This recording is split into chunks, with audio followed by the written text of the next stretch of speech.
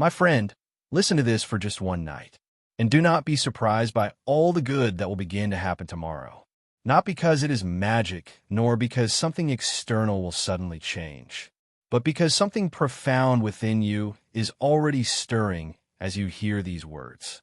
I know how difficult it is to try to change. I truly know. I know what it means to put all your will, all your human effort, all your hope into making life finally settle into place. I know the pain of promising yourself that this time it will be different, that now you will sustain the change, only to discover 1 or 2 weeks later that you're back in the same old place. That silent blow is heavy. You don't always tell someone about it, but you feel it. It's the feeling of failing yourself, of thinking that perhaps there is something wrong with you, or that you simply are not built for a better life. And I want you to hear this carefully. That thought is not the truth of who you are. It is completely normal to feel that way when someone desires to improve their life. It is normal when you yearn for a more peaceful, more fulfilling life, a life with abundance, love, health, and direction. The problem is that when you look at that life you desire, sometimes it feels so far away, so distant, as if you were at the bottom of a deep well with no visible way out. And I know that is exhausting. I know you're tired. I know you are weary, not from the attempt, but from the constant weight of feeling like you have to do it all yourself, that if you let your guard down for a second, everything will come crashing down. That weariness does not mean you are failing. It means you have been holding on for too long, for far too long. This path you decided to walk is not simple, and it never was. But there's something almost no one tells you when you are in the middle of that well. It is not as deep as it seems. With the passage of time, without you immediately noticing it, that well begins to lose its depth. Every month, every stage, every small internal awakening makes it a little more traversable. Maybe you don't see it today. Maybe today you only feel the weight. But if you are here listening to this, it is no coincidence. Something in you still believes, even when you are tired of believing. And that something is stronger than you imagine. What is coming does not start tomorrow on the outside. It starts right now inside of you. And tonight, without effort, without struggle, without demands, something begins to settle into place. Breathe. You don't have to prove anything. You don't have to run. Just listen, because there's a truth that is about to reveal itself, and it can completely change the way you have been living this process. There's a tiredness that sleep does not cure, a tiredness that has nothing to do with the body, but with the soul. It is the weariness of trying many times, of getting up with hope and going to bed with the feeling that it was not enough. It is that silent exhaustion that appears when you have done everything right, and yet you feel your life still does not quite respond. Perhaps no one notices. Perhaps you keep functioning, fulfilling, moving forward by inertia. But inside you, there's a voice that says, "Why is it so hard for me? Why does it seem to flow for others and not for me?" And though you try to silence it, that voice returns in moments of silence, especially at night, when there are no more distractions. I want you to know something important. That tiredness does not mean you are failing. It means you have been carrying expectations, pressures, and responsibilities that were not always yours. It means you have tried to hold up your life with sheer force, when in reality, no one was designed to live that way. There are people who blame themselves for relapsing. They call themselves weak, undisciplined, inconsistent. They reproach themselves for not being constant, for not maintaining motivation, for not keeping the promise they made to themselves. But what they almost never ask themselves is whether they were trying to change from a place of love or from a place of exhaustion. Because it is not the same to move forward inspired as it is to move forward forced. It is not the same to build from faith as it is to build from fear. Many relapses are not setbacks. They're signals. Signals that something was being done from internal pressure, not from alignment. Perhaps you demanded too much of yourself. Perhaps you tried to change everything at once. Perhaps you thought if it didn't hurt, it wasn't worth it. And so, without realizing it, you turned growth into just another burden. But real transformation is not sustained by harshness. It is sustained by understanding. I know it hurts to feel you have failed again. I know it weighs on you to remember how many times you said, "This is the last time," I know sometimes you prefer not to try again, just to avoid disappointing yourself. But listen to this calmly. Falling does not make you inconsistent. It makes you human. And being human does not distance you from the life you desire. It is the starting point. There are processes that do not advance in a straight line. They advance in a spiral. It seems like you are returning to the same place. But you're not the same person. There is more awareness, more sensitivity, more truth. Even if you don't notice it, something in you has been awakening every time you tried. Maybe today you judge yourself for not being where you thought you would be by now. But no one taught you to measure internal progress. No one told you that healing also tires you, that awakening is uncomfortable, that letting go of old versions of yourself hurts, even if they are versions you no longer want. And in the midst of all this, the dangerous idea appears that maybe God, the universe, life itself got tired of you, as if every relapse were a divine disappointment, as if every doubt moved you a little further away. But that idea does not come from truth. It comes from fear. The truth is that when you are tired, you're not demanded more from. You are accompanied. The truth is that you are not asked for perfection. You are asked for honesty. And today, if you're listening to this, you're being honest with yourself. You're recognizing that you can no longer keep pushing as before. And that is not weakness. It is the beginning of something different. There's a moment in every process where force stops working, where insisting only generates more tension. That moment is not the end. It is a transition. It is the invitation to change the way you have been trying to live your life. Perhaps you don't need more discipline. Perhaps you need more internal rest. Perhaps you don't need more control. Perhaps you need to learn to trust in a way you were never taught. Because no one explained to you that there are changes that only occur when you stop fighting the process. This tiredness you feel is not a mistake. It is a signal that you are ready for something softer, deeper, more real. A signal that you no longer want to survive. You want to live with calm. And that calm does not arrive when everything is resolved on the outside. It arrives when something settles within. Do not punish yourself for being here. Do not be ashamed of feeling this way. This point on the path does not define you. It prepares you. And although it may not seem like it now, this tiredness is the fertile ground where a different kind of faith begins to grow. Not a forced faith, but a faith that rests. Allow these words to accompany you, not to demand from you, but to hold you. You don't have to prove anything today. You don't have to solve everything now. It is enough to recognize that you no longer want to keep fighting in the same way. And that recognition, believe it or not, is already a huge step. Breathe again. You're not alone in this. You never were. And what comes will not ask for more effort than you have already given. It will ask for something different, something simpler, something truer. When you are inside the well, the mind convinces you that it has always been this way and always will be. Not because it is true, but because the darkness makes your perception narrow. From there, looking up is exhausting. You don't see the whole sky, just a small circle of light that seems too far away. And then the most dangerous idea of all appears. I will not get out of here. But I want you to hear this calmly. The well is not a sentence. It is a stretch of the path. And although it feels deep now, it does not have the same depth as when you first fell. Something in you has changed since then, even if you don't know how to put it into words. Many people confuse being in process with being stuck. They believe that if they still feel fear, doubt, or tiredness, then they have not progressed. But real progress does not always feel like advancement. Sometimes it feels like confusion. Sometimes it feels like discomfort.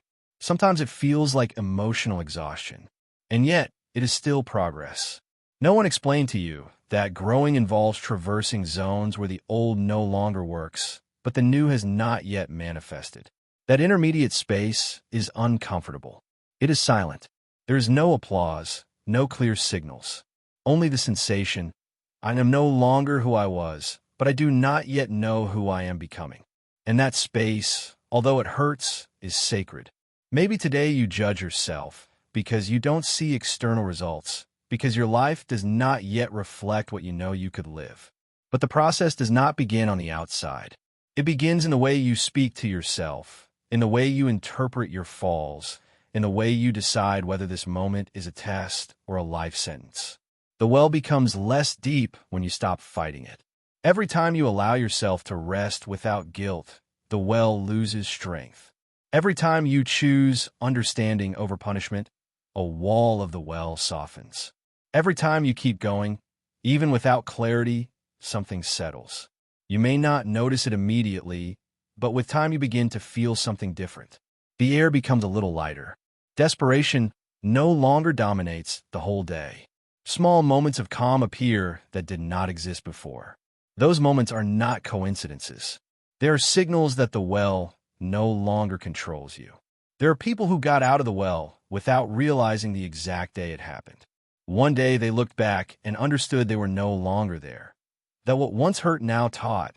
That what once seemed like a failure now made sense. The well did not disappear suddenly.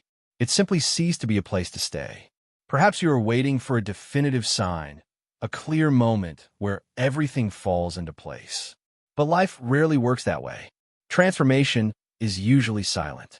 It infiltrates your way of thinking, your reactions, your small decisions.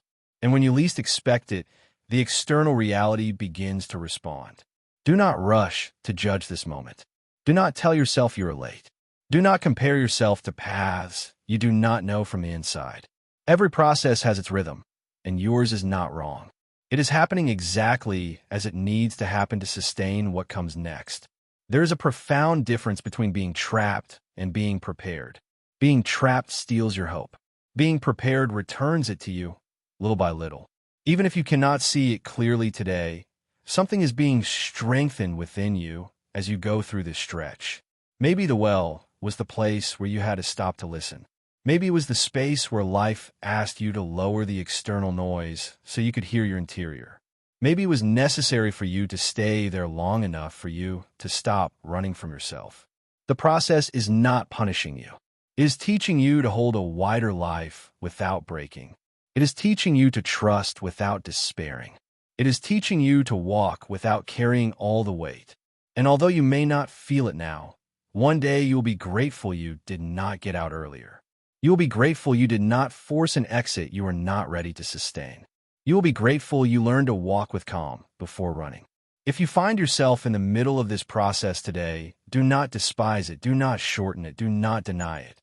There is a silent wisdom at work even when you have no answers. And that wisdom is not mistaken. Breathe again. Imagine for a moment that the well is no longer a dark place, but a tunnel. A tunnel that is not traversed by struggling, but by moving forward, step by step. Every step counts.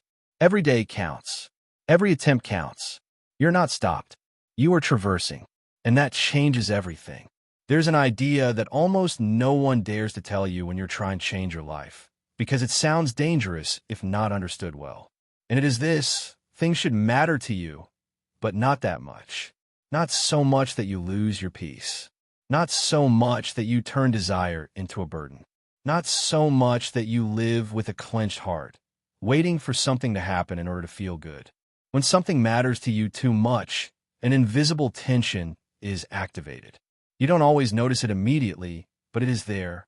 It is the sensation of constant urgency, of being on alert, of measuring every sign, of interpreting every silence as a no. And that tension, although it may seem like motivation, is not. It is fear disguised as effort. Perhaps you were taught that if it doesn't hurt, it doesn't count. That if you're not worried, you don't care. That if you don't push yourself to the limit, you don't deserve the result. But that teaching has an enormous emotional cost. It keeps you on alert, in permanent vigilance, as if life were an exam you could fail at any moment. When something matters to you too much, your mind accelerates.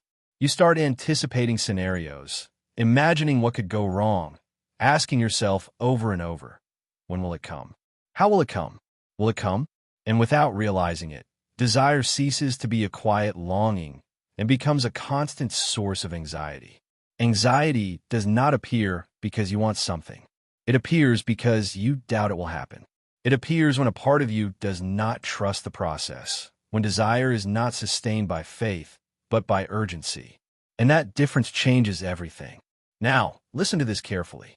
When something matters to you, but not that much, something very different happens inside you. The desire does not disappear. The intention does not fade. What dissolves is the desperation. There is no longer an internal rush, no longer a fight. There is a silent certainty that does not need to prove itself. It is like walking knowing the destination, but enjoying the journey. You are not watching the clock. You are not pushing doors. You are not negotiating with life. You are acting from a deep confidence that does not depend on immediate results.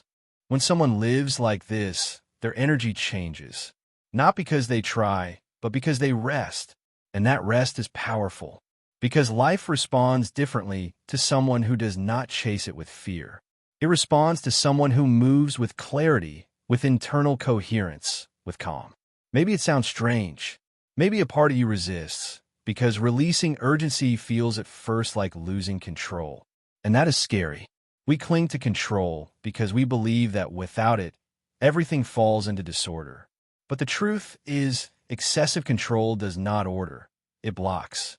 To control is to tell life, I do not trust you. It is sending a constant message of doubt. It is living from the idea that if you don't push, nothing happens. And that stance is exhausting. It wears you out mentally, disconnects you from the present, steals your peace even before anything goes wrong. To let go is not to give up. To let go is to change your internal posture. It is moving from, I have to make this happen, to I know this happens at the right time. It is a profound decision that is felt in the body. The shoulders drop. The breath deepens. The heart stops racing. There are people who achieve great things but never enjoy them because they're focused on the next step, the next achievement, the next validation. It always matters too much. There is always something missing. And so, even when they arrive, they do not arrive in peace. True confidence does not shout. It does not justify itself. It does not need constant signals. It moves in silence. It is the certainty of someone who has already seen the end of the movie and knows how it ends. That is why they do not despair during the middle scenes. When you start living from that place, something curious happens. You act better. You make clearer decisions. You stop reacting from fear. You no longer make impulsive moves. You no longer chase people, opportunities, or results. You become magnetic, not insistent. The difference is subtle, but profound. The one who chases, pushes. The one who trusts, attracts. The one who lives anxious transmits lack. The one who rests transmits security. And life, in a way we do not always understand, responds to that internal signal. Maybe right now you are holding a desire with too much tension. Maybe you have placed your entire identity on that thing happening. And that hurts, because every day it doesn't happen feels like a personal failure. But it doesn't have to be that way. You can want without suffering. You can desire without distressing. You can advance without demanding internal violence. That is the code almost no one explains. And when you understand it, many pieces start to fall into place. It is not about stopping wanting. It is about stopping squeezing everything with fear. It is about learning to walk with quiet faith, to act without desperation, to trust without conditions. When something matters to you, but not that much, your peace is no longer at stake. And when your peace is no longer at stake, life finds a way to answer you. Not because you force it, but because you are aligned with it. Breathe. Ask yourself with honesty. Is there something you are carrying with too much urgency? Is there a desire that has become a constant source of pressure? Is there an area of your life where you're no longer enjoying the journey? This moment does not ask you to renounce what you want. It asks you to renounce the unnecessary struggle, to trust more, to let go a little, to remember that peace is not the final prize. It is the state from which everything flows better. And from here, we will go deeper, because there is a concrete reason why anxiety blocks and faith opens paths. And when you understand it, everything changes. There is something almost no one explains to you when they talk about faith, manifestation, or trusting. They don't tell you how it works on the inside. They don't show you the mechanism. They just ask you to believe more, to think positive, to have patience. But when you don't understand what is happening within you, believing becomes an effort. And faith was never designed to feel like a burden. Anxiety is not just an uncomfortable emotion. It is an internal state that sends constant messages to your mind, your body, and your environment. When you are anxious, your entire system goes into alert mode. The body tenses, the breath shortens, the mind accelerates. And although externally it may seem like you're doing everything, internally you are saying something very different. I am not safe. I do not trust. This is not yet done. That message repeats over and over, even when you don't say it out loud. It lives in your thoughts, in your gestures, in your way of waiting. And life responds to that state, not to your words. It does not respond to what you desire. It responds to what you hold internally. That is why there are people who intensely desire something and still do not manage to receive it. Not because they don't deserve it, but because the desire is mixed with fear. It is sustained by urgency. It is loaded with what if it doesn't happen? And that what if weighs more than you imagine. Faith, on the other hand, works differently. Faith does not accelerate the body. It calms it. It does not tighten the mind. It quiets it. It does not demand constant signs. It rests in certainty. Faith is an internal state where the outcome is no longer debated. Not because you see it, but because you feel it is a truth that does not need immediate proof. When someone lives from faith, their nervous system changes. The body stops being on defense. The mind stops anticipating threats. A sensation of a safe foundation appears. And from that place, decisions are clearer, actions are more coherent, and movements are more precise. This is not about staying motionless. Faith is not passivity. Faith is action without anxiety. It is moving without desperation. It is doing what corresponds today without carrying the weight of tomorrow. And that, although it may not seem like it, is profoundly powerful. Anxiety wants to control the how and the when. It wants answers. It wants guarantees. It wants dates.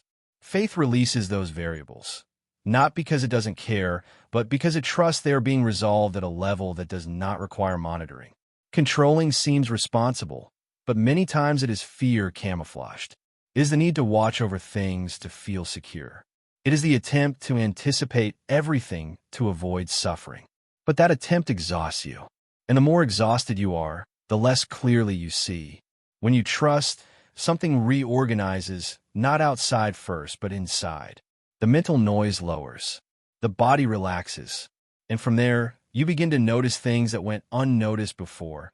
Opportunities, ideas, people, moments. Life didn't suddenly change. You changed the way you are in it. There's a phrase that sums up this mechanism with clarity. Anxiety pushes. Faith attracts. Pushing requires constant force. Attracting happens when there is internal coherence, when what you think, feel, and do are aligned. Maybe now you understand why, when you are most desperate, things seem to block, and why, in moments when you let go without realizing it, something flowed. It was not a coincidence. It was the internal state from which you were operating. Faith is not built by repeating phrases while trembling inside. It is built when you choose to rest, even without evidence. When you decide to trust, even though the mind wants to argue. When you choose peace, even when not everything is resolved. This does not mean ignoring reality. It means stopping the fight with it. It means accepting the present moment without surrendering to it. There is a huge difference between resigning yourself and trusting. Resignation lowers your energy. Faith elevates it without effort. When someone lives in faith, their identity changes. They no longer see themselves as someone waiting for something to happen in order to be okay. They see themselves as someone who is already sustained, and from there, they allow life to settle. That identity is magnetic. That is why, when you rest, you do not lose power. You recover it. You recover clarity. You recover presence. You recover intuition. And intuition is one of the finest tools you have to navigate your path. Anxiety disconnects you from intuition because it keeps you in your head. Faith returns you to your body, to the present, to the now. And in the now is where real adjustments occur. Maybe that is why, when you tried hardest, you saw fewer results. And when you lowered your guard, something moved. Not because you stopped caring, but because you stopped interfering. Life does not need you to chase it. It needs you to be available, internally available, emotionally available, available from a place of calm. And that availability only appears when you release the struggle. There is something profoundly healing in accepting that you do not have to hold everything, that you do not have to carry every result, that you do not have to anticipate every scenario. There is a greater order operating, even when you do not see it. Faith is not naivety. It is spiritual intelligence. It is understanding that there are processes that do not respond to pressure, but to coherence. And when you align with that coherence, things begin to move without you having to push them. Now breathe. Observe how your body feels as you listen to these words. Observe if there is any tension that can be released, any knot that can be loosened. Do not force anything. Just allow. Because from here, we will take this understanding to something concrete. A simple, nightly, silent practice that does not demand effort, but does demand presence. A way to close the day aligned with faith, not with anxiety. And when you start closing the day from that place, the mornings change. Not because the world is different, but because you awaken different, clearer, calmer, more open. Now that you understand why anxiety blocks and faith opens paths, it is time to take all of this to a very specific space in your day. A silent, powerful, and often underestimated space, the night. Because the way you fall asleep does not just close your day. It programs your morning. Night is the moment when the body lowers its guard and the mind stops resisting. It is when the subconscious becomes more receptive. That is why it is not the same to fall asleep worried as it is to fall asleep trusting.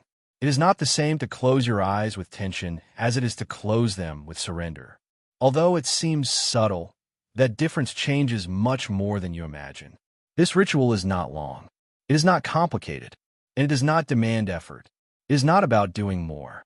It is about letting go better, releasing what does not correspond to you, and allowing life to do its part. Let's go through it step by step calmly. Step 1. Close the day without judgment.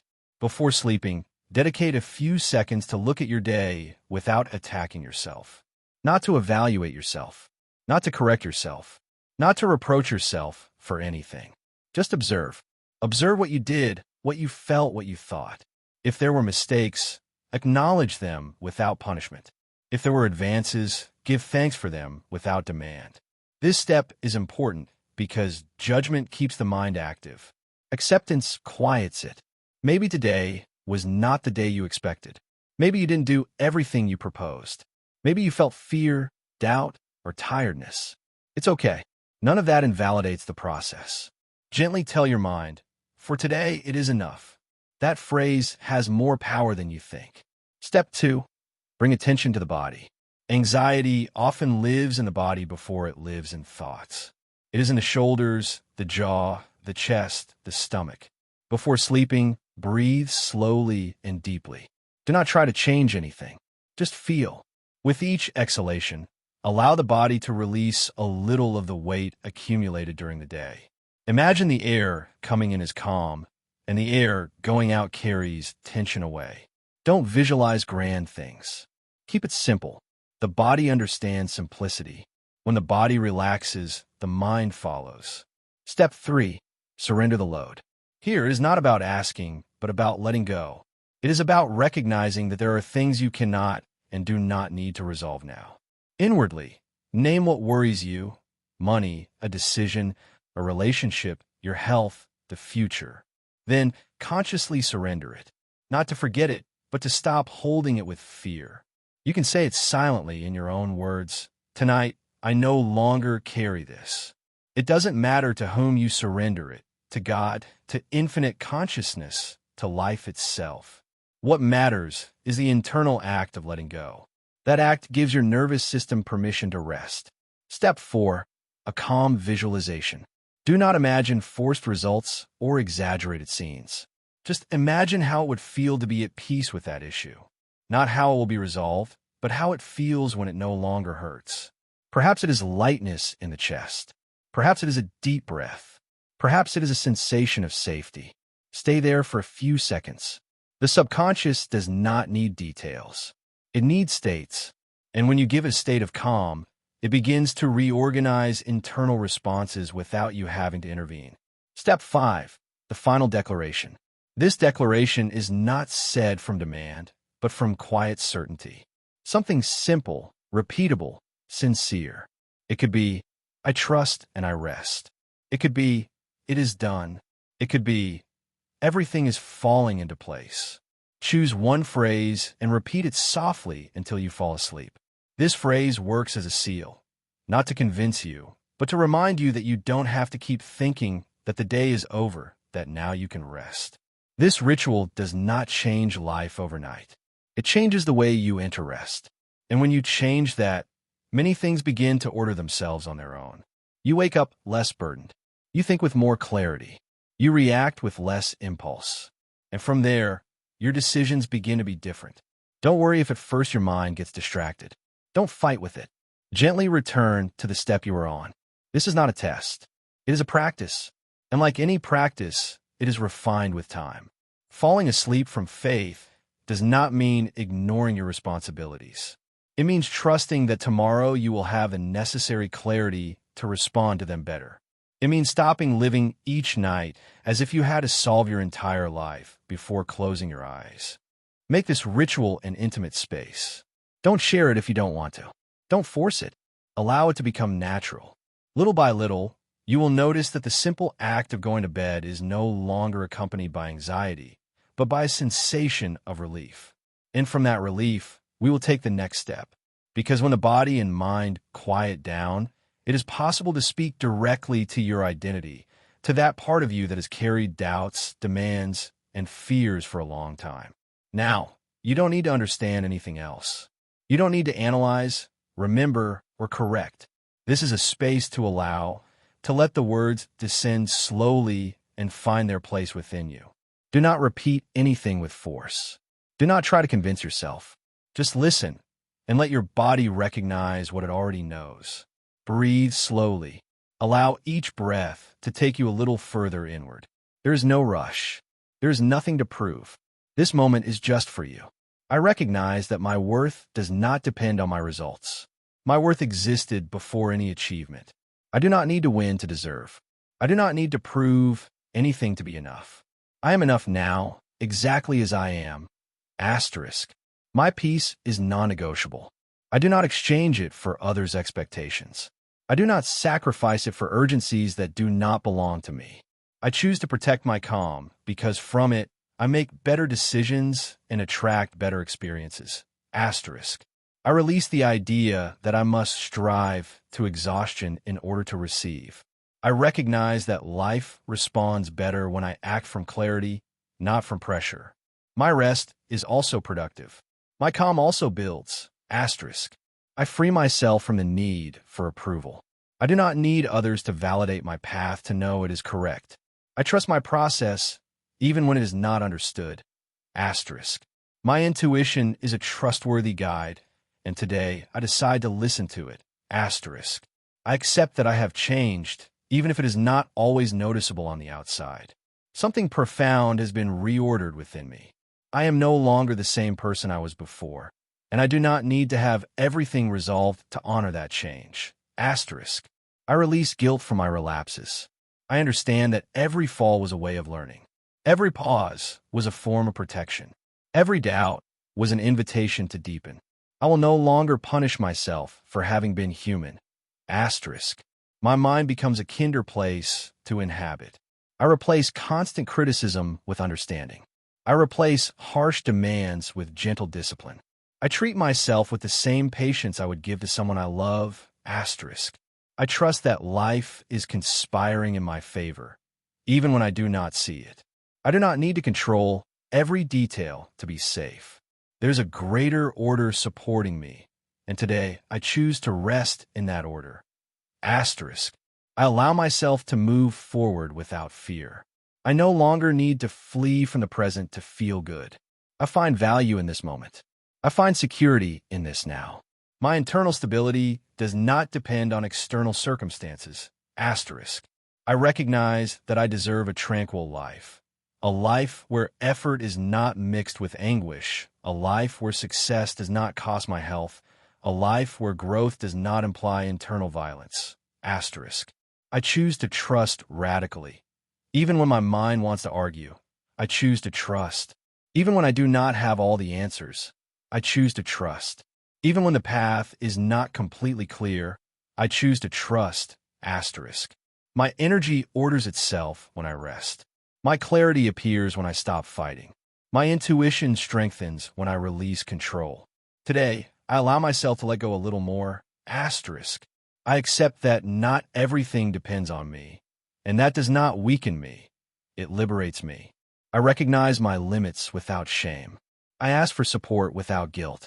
I receive without feeling I must compensate. Asterisk. My identity is no longer tied to the fear of failure. It is tied to the certainty that I can always return to myself. No matter how many times I doubt, there is always an internal point where I can rest. Asterisk. I allow myself to receive without suspicion, without anticipating loss, without expecting something to go wrong. I open myself to the experience that things can also flow with ease. Asterisk. My body responds to this decision. It relaxes. It quiets. It feels sustained. Every cell recognizes it is no longer in danger. Every breath confirms it is safe to let go. Asterisk. I do not need to run after what is meant for me. What is meant for me finds me when I am present, when I am aligned, when I am at peace. Asterisk. My deservingness is not negotiable. It does not depend on my past, my mistakes, or my speed. I deserve simply because I exist. Asterisk. I reconcile with myself. I stop being my own executioner. I become my own ally. I accompany myself with respect.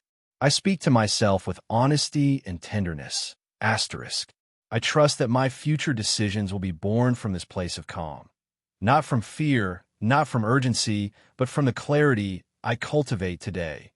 Asterisk. My presence is enough. My energy is coherent. My path orders itself when I stop interfering. And today, I choose to interfere no more. Asterisk.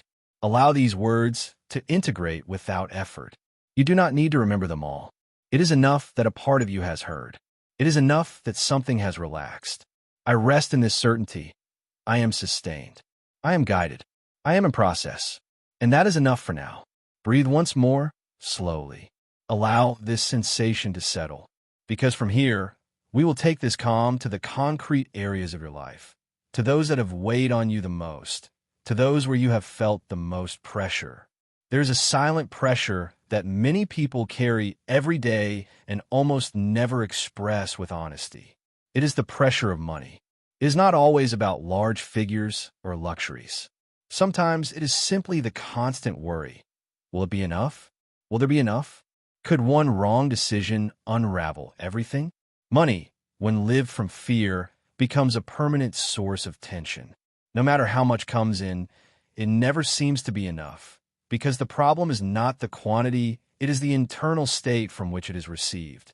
When the mind is on alert, even abundance feels fragile. Maybe you have caught yourself thinking about money even when you don't want to, calculating mentally, anticipating expenses, imagining scenarios where something goes wrong. That noise does not appear because you are irresponsible. It appears because you care about feeling secure, and that is human. But there's an important difference between responsibility and anxiety. Responsibility orders. Anxiety tightens. Responsibility plans. Anxiety watches over. And living in a state of vigilance exhausts you because it keeps you in a state where you never fully rest. When money becomes a constant worry, the body feels it. It manifests as tension in the chest, rigidity in the stomach, a sensation of urgency that does not turn off, even when everything is relatively stable. That urgency does not make you more productive. It makes you more reactive. Financial calm does not begin when everything is resolved. It begins when you decide to stop living as if everything could collapse at any moment. Not because you are naive, but because you understand that internal state is not helping you create better results. When you lower the anxiety, your mind becomes clearer. You begin to see options you didn't see before. You make more intelligent decisions. You stop acting on impulse. And little by little, your relationship with money becomes healthier. This is not about stopping work or stopping planning. It is about changing the energy from which you do it. Because money responds much more to internal coherence than to excessive effort.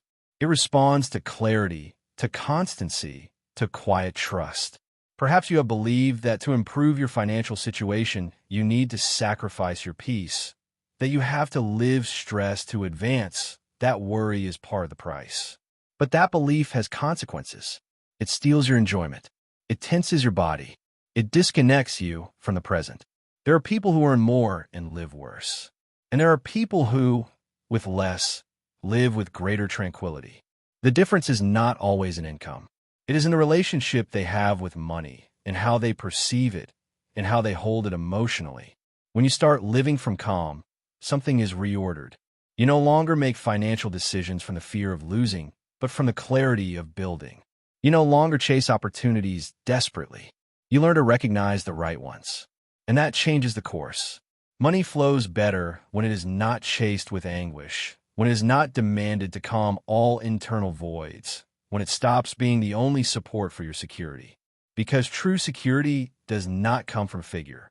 It comes from knowing you can respond calmly to whatever presents itself. Maybe right now you're going through a tight stage. Maybe there are debts, commitments, or uncertainty. That does not define you. That is not a sentence. It is a stage. And stages change faster when you do not add unnecessary fear to them. Provision does not always arrive as you expect. Sometimes it arrives as a clear idea. Sometimes as a specific opportunity. Sometimes as a decision you dare to make when you're no longer paralyzed by anxiety. Calm opens perception. When you trust, you do not stay motionless. You move better. You don't run. You don't rush. You advance with firm steps. And those steps, sustained over time, create real stability. Allow yourself to release a little of the financial burden tonight. Not to ignore it, but to stop carrying it with fear. Recognize that you're doing what you can with what you have today, and that is enough for now. Money does not need you to suffer in order to arrive. It needs you to be internally available, to have mental space, to be able to see with clarity. And that clarity appears when you choose calm. Do not punish yourself for worrying. Just give yourself permission to rest a little from that worry. Tomorrow you can organize, plan, decide. Tonight, allow your system to relax, because a relaxed system thinks better. Imagine for a moment how it would feel to live your relationship with money from tranquility. Not from extreme abundance, but from emotional stability, from knowing you can handle what comes, from trusting in your ability to respond. Stay with that sensation for a few seconds. Don't force images. Just feel the relief of not being at war with the topic. That relief is the first step toward more conscious provision. And from here, we will take this same calm to another sensitive space, one that touches the heart directly. Relationships, love, connection with others. There's a silent wound that many people carry and that they rarely dare to look at with honesty. The fear of not being chosen, of not being enough, of being left alone. That fear does not always manifest as sadness.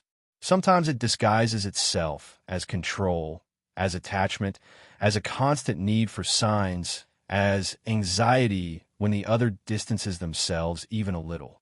Love, when lived from fear, becomes a source of tension. You do not rest. You analyze messages. You interpret silences. You wonder what you did wrong. And little by little, without realizing it, you begin to abandon your center to sustain the bond. That is exhausting and painful. Maybe you have tried to love from effort. From if I do more, they will stay. From if I give a little more, it will work.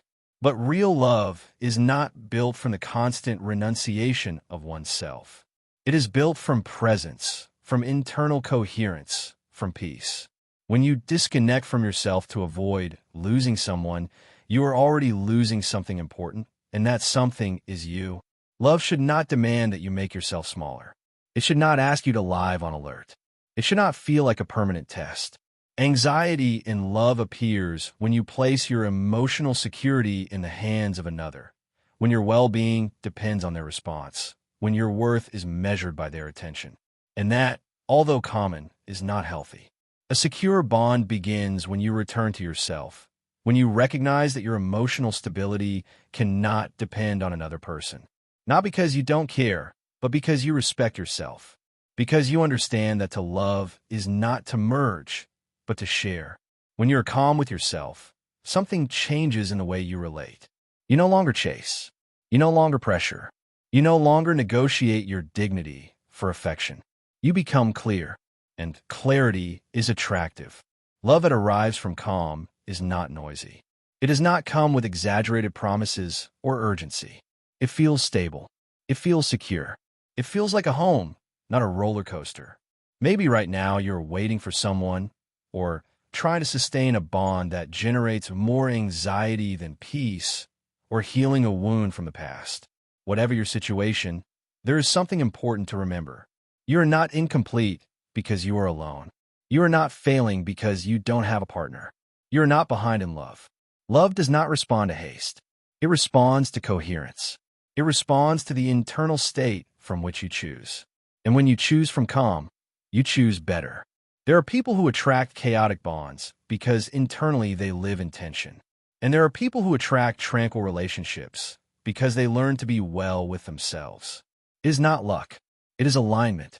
When you stop trying to change the other, something settles because control generates resistance, while acceptance generates space. And in that space, either the relationship improves or it becomes clear that it is not the right place. Both things are healing. To love from faith is to trust that what is meant for you does not leave due to a lack of control. It is not lost because you don't watch over it. It does not break because you rest. What is meant for you stays, and what is not will leave even if you chase it. Maybe this idea scares you because a part of you believes that if you don't strive, you lose. But true love is not sustained by fear. It is sustained by mutual choice. When you begin to live like this, something is liberated within you. You no longer need to convince. You no longer need to prove. You no longer need to be available all the time to avoid being abandoned. You begin to enjoy your own company, and that changes the energy with which you present yourself to the world. Enjoying your own company is not resignation. It is preparation. It is the space where self-love is cultivated. And self-love does not make you distant. It makes you whole.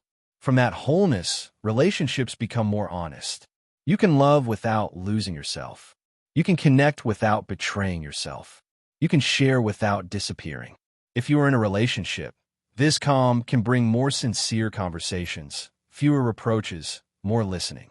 If you are alone, this calm prepares the ground for a different bond, one that is not born from lack, but from choice.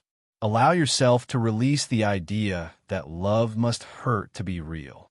Allow yourself to imagine a tranquil, secure, reciprocal love, not as a fantasy, but as a possibility coherent with who you are becoming. The love you seek is also seeking you, but it will not find you when you are at war with yourself. It will find you when you are internally available, when you no longer hide behind fear, when you inhabit your peace. Breathe. Observe if there is any tension in your chest when thinking about this topic. Allow it to loosen a little. Do not force conclusions. Do not make decisions now. Just recognize that you deserve a love that does not take away your calm. And from here, we will take this same understanding to the body, to that place where what is not expressed often accumulates, to health, to the nervous system, to deep rest. The body stores stories that the mind no longer remembers clearly. It stores old tensions, unexpressed fears, prolonged efforts. Many times we try to heal only from thought, but the body needs something different. It needs to feel safe. It needs to stop being on alert. Most people do not live sick from a lack of strength, but from an excess of tension, from having sustained too much for too long, from not having allowed themselves to rest when they needed it. The body does not break overnight. It wears down slowly when it does not listen to its signals. Maybe you have felt pains that appear without a clear cause, fatigue that does not go away, strange sensations that worry you. And the more you worry, the more they intensify. Not because you are imagining things, but because the body responds to a tension loaded with fear. The nervous system is the bridge between what you think and what the body manifests. When it lives in a constant state of alert, the body enters survival mode. And in that mode, healing is not the priority. Protecting itself is. That is why deep healing does not begin when you fight the symptom, but when you create the internal conditions for the body to relax, when it stops feeling attacked, when it feels it no longer has to defend itself. Perhaps no one taught you to listen to your body without fear, to feel without immediately interpreting, to observe without drawing conclusions. But that gentle listening is one of the most powerful forms of healing. When you relax, something is reordered. The breath becomes deeper. The muscles release. The internal rhythm stabilizes. And from there, the body remembers how to self-regulate because the body knows how to heal. It always has. Prolonged stress interrupts that process, not because you are weak, but because no system can sustain itself in constant alert without consequences. And that is not your fault. It is a natural response. To heal is not to demand that the body function as before. It is to accompany it while it finds a new balance. It is to treat it with patience. It is to stop seeing it as an enemy that must be corrected. Maybe you've gotten angry with your body for not responding as you would like. Maybe you have pressured it. Maybe you have judged it. But the body does not need reproaches. It needs understanding. When you begin to change your relationship with your body, something softens. You stop living every symptom as a threat. You stop anticipating the worst. And that change in perception reduces the load on the nervous system. This is not about ignoring what you feel. It is about stopping interpreting it from fear, because fear tenses and prolonged tension impedes recovery. Calm is not the absence of care. It is the foundation of real care. When you are calm, you can listen better, choose better, rest better. And resting is a profound form of healing. Sleeping well, breathing deeply, moving gently, nourishing yourself without guilt. All of that becomes more accessible when you are not at war with yourself, when you do not feel you have to fix yourself. Faith applied to the body is not denying symptoms. It is trusting the internal intelligence that sustains it. It is giving it time. It is allowing gradual processes. It is releasing the urgency for immediate results. The body responds to internal coherence. When the mind lowers the noise, the body takes advantage of that space. It begins to repair, reorganize, balance. Not always in the way you expect, but in the way it needs. Maybe today you can only take a small step. Sleep a little better, breathe with more awareness, speak to yourself with more respect. That is enough. Healing is not accelerated with pressure. It is accompanied with gentle constancy. Imagine for a moment how it would feel to live in a body that is not on alert, a body that trusts, a body that rests. Do not force the image. Just feel the possibility. Stay there for a few seconds. Allow that sensation to arrive, even if faintly. That sensation is a signal that the body is listening. Do not demand that you heal quickly. Do not compare yourself. Do not punish yourself. You're doing the best you can with the information you have today, and that is worthy of respect. Thank your body, even if it does not function as you would like right now. It has been with you in every attempt, every fall, every effort. It has not abandoned you. It just needs you to slow the pace. And from this place of greater softness, we will close the emotional circle. We will talk about the most important forgiveness of all, forgiveness toward yourself. There is a forgiveness that is almost never worked on with sufficient depth. It is not forgiveness toward others. It is forgiveness toward yourself, toward the version of you that fell, that doubted, that could not sustain what you had promised. That version you often look at with harshness, as if it had ruined something irremediable. Maybe you have spoken to yourself with words you would never use with someone you love. You have judged yourself for relapsing, for feeling fear, for getting tired. You have told yourself you should be stronger, more constant, more disciplined. And without realizing it, you became your own most severe judge. But I want you to hear this calmly. Falling did not take away your dignity. Doubting did not make you less valuable. Stopping did not make you go backward. All of that was part of the learning, part of the process, part of the construction that is still in progress. There are people who never relapse because they never dare to truly try. You did. And even though it hurt you, that speaks of your courage, not your weakness. Self-forgiveness is not justifying everything. It is understanding everything. It is looking at your path with honesty and saying, I did what I could with the level of awareness I had in that moment. And that is enough. When you forgive yourself, something is liberated. The body releases tension.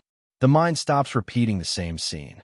The heart rests, because guilt is a heavy burden, and you have carried it long enough. You do not need to punish yourself to improve. You do not need to constantly remind yourself of your mistakes to avoid repeating them. True learning is born from understanding, not from reproach. Maybe today you can tell yourself something different. Maybe you can look at yourself with a little more compassion. Recognize that you have been making a real effort, even if it has not always given the results you expected. Spiritual dignity is not lost by failing. It is lost when you abandon yourself. And today you are here, listening, opening up. That is presence. That is commitment. That is dignity. Allow yourself to release the idea that you have to pay for your mistakes. You have already learned. You have already felt. You have already grown. Now, it is your turn to live with a little more softness. Self-forgiveness does not erase the past. It integrates it. It turns it into wisdom. It transforms it into a solid foundation for what is to come. Breathe.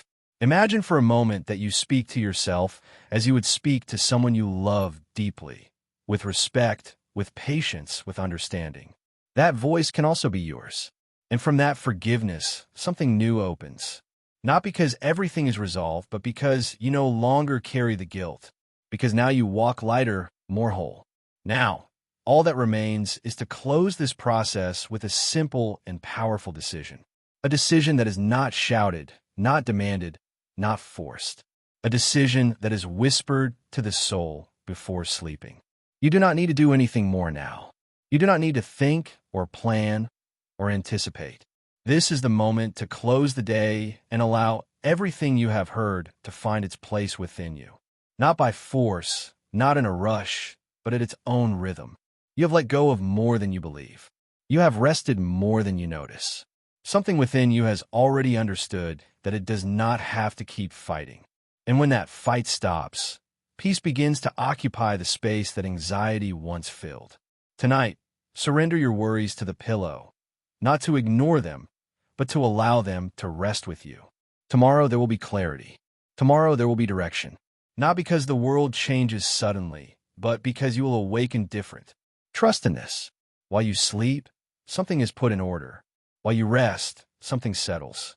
While you release control, life finds paths you did not see before. You do not have to watch over the process. It is already in motion. Allow yourself to sleep with the tranquility of someone who knows they did enough for today, of someone who understands that faith does not push, it accompanies.